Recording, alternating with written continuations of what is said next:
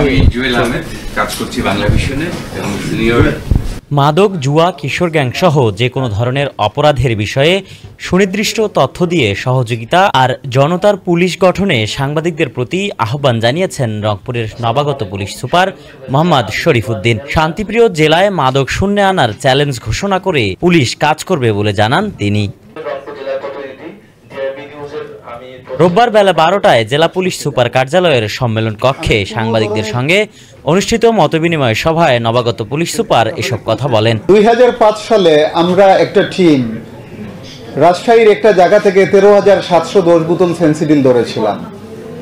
ওই সময় পত্রপত্রিকায় এটা রিপোর্ট হয়েছিল যে এটা বাংলাদেশের বিগেস্ট রেকর্ড। আমরা একটা মেসিভ প্ল্যান করে, একটা পরিকল্পনা করে স্পেশাল ড্রাইভ দিয়ে এই কাজগুলো করেছি। এখন আবার এই কাজ করার সুযোগ হয়েছে।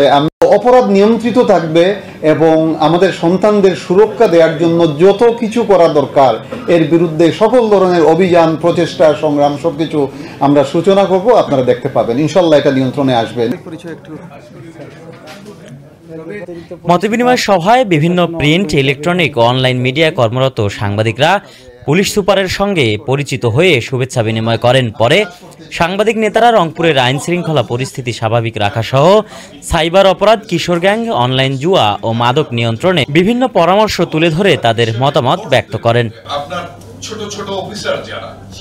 রংপুর জেলার আইন শৃঙ্খলা রক্ষার উপর গুরুত্বারোপ করে এসপি বলেন, জেলার পুলিশ সদস্যদের মধ্যে বৈষম্য দূর করে জনগণের কাছে পুলিশের ভাবমূর্তি অক্ষুণ্ণ রেখে সার্বিক কার্যক্রমকে আরো গতিশীল করা হবে। একটা সবাই মিলে যেন এমন একটা ভবিষ্যৎ তৈরি করতে পারি যে ভবিষ্যৎ আমাদেরকে আশাবাদী করে তুলবে এবং সংস্কারের কাজ আমরা সব জায়গা থেকেই শুরু করবো ইনশাল্লাহ। তো আমাদের যার যেখানে ক্ষেত্র আছে আমরা ওই জায়গায় ইনসাফ প্রতিষ্ঠার জন্য আমরা কাজ করব, ওই জায়গায় আমরা বৈষম্য নিরসনের জন্য আমরা কাজ করব, ওই জায়গায় বঞ্চনার অবসান করার জন্য আমরা কাজ করব।